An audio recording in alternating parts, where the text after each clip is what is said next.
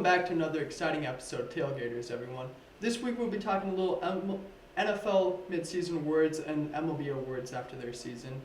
That's right, Marcus, but before we get to that, we have to address the Astros tipping scandal.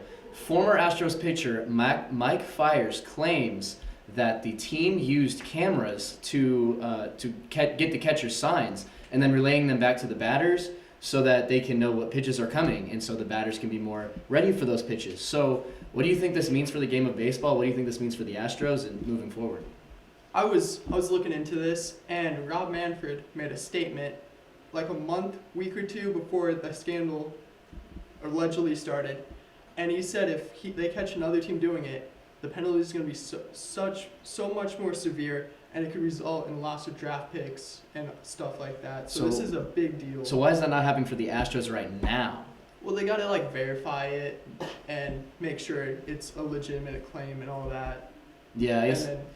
I'm waiting for that verification because this is not something new for the Astros being accused of doing something like this. I don't know if have you seen the video of them banging on the dugout whenever a changeup call was put down, and it was way faster than a third base coach could have relayed it or something like that. So, and there's been other instances too. The Yankees accused them of it. So this is not new.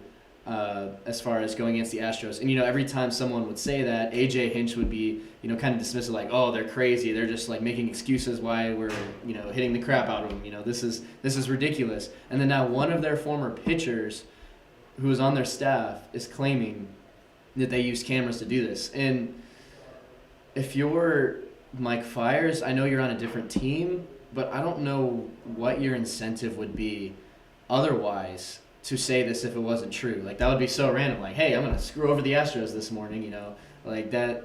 They didn't win the World Series this year. So that target's not on their back. And what really gets me is that the year that he said that this was going on was the championship year, the year they won the World Series. And to me, that's huge. I know this isn't going to happen, but, if this is confirmed, it seems like there'd be talks about, who gets that World Series, if that becomes into question. If it, I know the White Sox back in the early 1900s, they ended up losing that World Series, but if it's another Black Sox incident, if it's confirmed and is confirmed that it had significant impact on that World Series, so that will be really interesting. That is true. The Baseball Writers of America Association have been releasing the winners for various awards after the season for the MLB. Bradley, what do you think about the picks for Cy Young, Manager of the Year, and Rookie of the Year? So I'll start with Cy Young. I think both pitchers they chose, very strong candidates. Obviously, Jacob deGrom back-to-back, Justin Verlander in the American League. I'm going to mess up his name. I think the better option in the National League would have been Hyun-Jin Ryu. Maybe I got it. We'll have to see. Viewers will call me out later, I'm sure. But he had a lower ERA than Jacob deGrom by a couple tenths. I believe he was 2.34.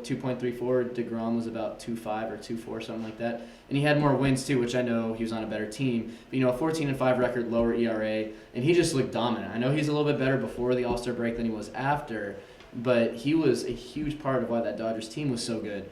And especially since it's deGrom's back-to-back year, I feel like this one could have gone to Ryu pretty easily, especially since he was good last year too.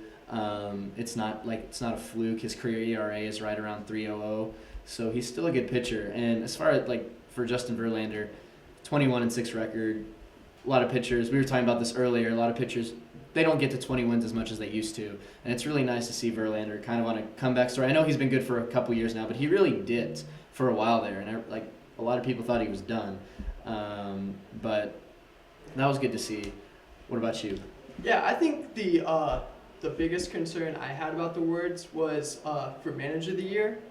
The AL Manager of the Year was Rocco Baldenetti of the Minnesota Twins, who carried the Twins to a great season, a very different Twin season than we usually see. They're kind of like a middling team, and they did very well. They played very much above where they should have been.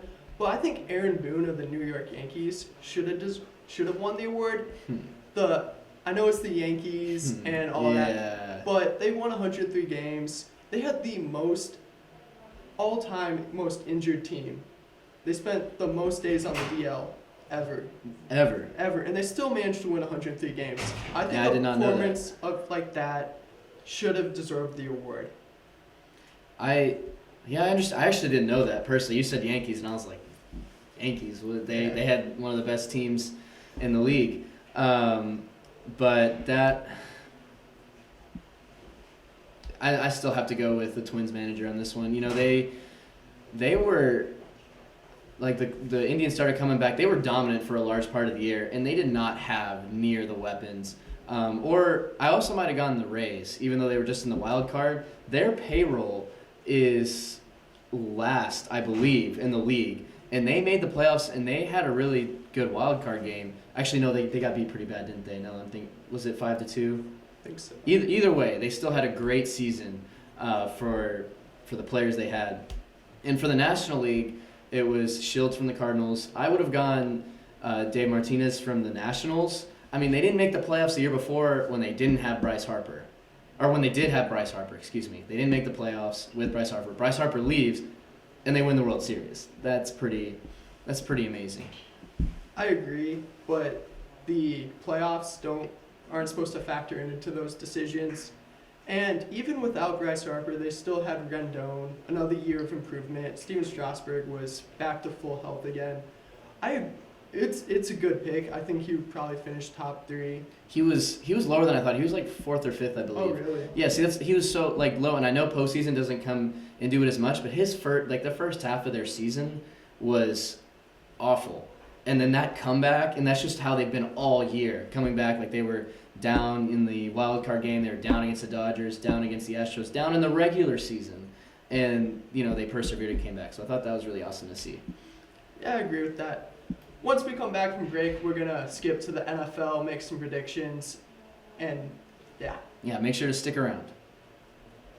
Welcome back to the show, and now we're moving on to football, where it has largely seemed like a two-man MVP race thus far in the season between Russell Wilson and Lamar Jackson. And also, I wouldn't sleep on Christian McCaffrey, but quarterbacks in this day and age almost always win the MVP. But Marcus, who do you have at the end of the season? I think if it's between Lamar and Russell, like it probably will be. Lamar has been the most exciting, most explosive player this season. I think he should win the award. Agree, 100%. Out of the two of them, McCaffrey, I think actually deserves it the most. He's gone from having Cam Newton as quarterback to losing Cam Newton to having a backup quarterback that no one's really heard coming into the season, and he's put up 989 yards. He has 11 touchdowns. He is the Carolina Panthers offense. They could put whoever they want at quarterback as long as they keep feeding him the ball, and they will still be as successful as they have been. Hey, Marcus, this is no fun. I agree with you completely. There's no debate going on here. McCaffrey does deserve it, but if we're going between Lamar and Wilson, I don't think McCaffrey will get it, but I think he deserves it. I'm going with Lamar. I mean, his numbers are crazy thus far. Here, I have them. 1 second. A lot to remember. He has more rushing yards through his first 16 games than LaDainian Tomlinson, which is insane. Better completion percentage than Drew Brees, more yards per attempt than Aaron Rodgers, more wins than Patrick Mahomes, who has been the sensation lately, who I still think is great. Some people are like, oh, what's happening to Mahomes? It's like, he's injured. He's doing great. Like, he's that ankle 100%. Yeah, he'll be the same guy. He'll be perfect. And so he's been putting up insane numbers. And then also, after the San Francisco game, they won. They came back, and, well, actually, they were winning that game. They should have won that game earlier. They won in overtime. Everyone's like, oh, this is Russell Wilson's MVP game. He's going to win MVP. He threw a pick in the red zone to give San Francisco a shot. If the San Francisco kicker, who, McLaughlin or something, no one ever heard of, pulled him out of nowhere, didn't kick it into the stands pretty much, no one would be talking about how Russell Wilson, it was his MVP game. People would be talking about, man, he really blew with that pick. And then all he had to do was go 30 or 40 yards down the field with momentum to get their field goal kicker. It wasn't even a short field goal. It was 47 yards, I believe. So he didn't even go that far down the field. Now, he did get it done, but I feel like in that situation, on that game-winning drive, he did what 20 other quarterbacks in the league could have done. I don't think it's his MVP game. He played well, but they still should have lost based on, after he threw that interception.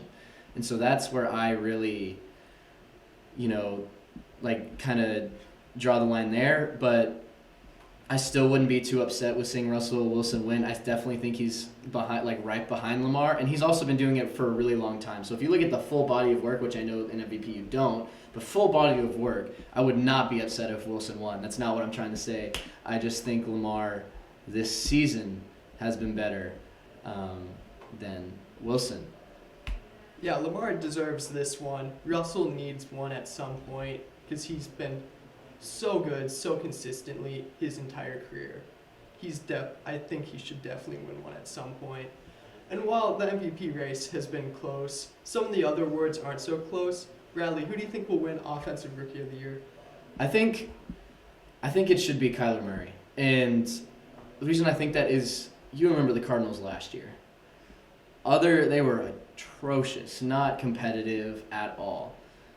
Every single game they play this year, they're in it. They don't always win.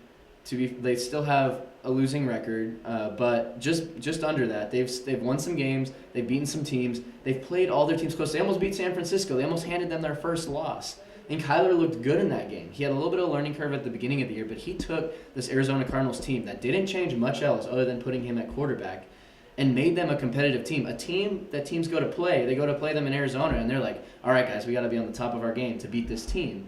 Versus what they were last year, where they probably partied all night, didn't get any sleep, and showed up to the game and beat them by 40 points. So I just the change that he's instilled in this franchise, people are excited about the Cardinals now, and that's pretty cool. I think Kyler Murray, a lot of his help is coming from the new coach too, but I don't know how much gets put on the coach for that one. I agree, Kyler Murray, very good this year. I think the Rookie of the Year for offense should go to Josh Jacobs, running back of the Oakland Raiders. He has been phenomenal this season, and it's not like a running back by committee kind of scenario with the Raiders. It's mostly just been him. The offense around him, they have Tyrell Williams at wide receiver, Derek Carr is the quarterback, but he has been the focal part of that offense. And John Gruden loves running the ball. Yeah, that's I true. think he has been the key to the offense. I think he will keep being the key to this offense. I think he needs like one or two more big games, and he will cement his Offensive Rookie of the Year campaign. That's fair. Like I said, I'm going to have to disagree. I'm going with Kyler Murray. More prolific position, more impact. So that's my take on that. But at the end of the season, these awards mean nothing. What it really comes down to is the Lombardi Trophy. So Marcus, who do you got way too early predictions for this season? I feel like the easy answer is the Patriots because it seems like it's always the Patriots. Yep. In the NFC, I was very confident in the 49ers. I mean, they're still 8-1, 9-1. The only loss being the Seahawks last week. But the Seahawks, I think, are also very much contenders. I mean, they beat the 49ers once. They play them again, probably. The Seahawks, Russell Wilson, they know how to get it done in the playoffs. They don't need a first week bye. If they get a wild card, they've done it before. They can do it again. I think the Packers have to be up there.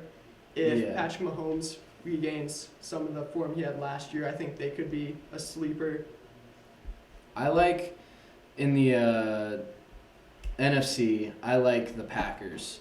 They have not looked this good in the regular season since Aaron Rodgers, since they won their last Super Bowl. They always, they always seem to start kind of slow, at least in recent years, and then they really pick it up towards the end. But they have been insanely good this season. They kind of unexpectedly, everyone knew they'd be good. Everyone thought they'd make the playoffs, I'd say, but no one expected them to be where they are now, or at least I don't think, I didn't expect them certainly to be where they are now.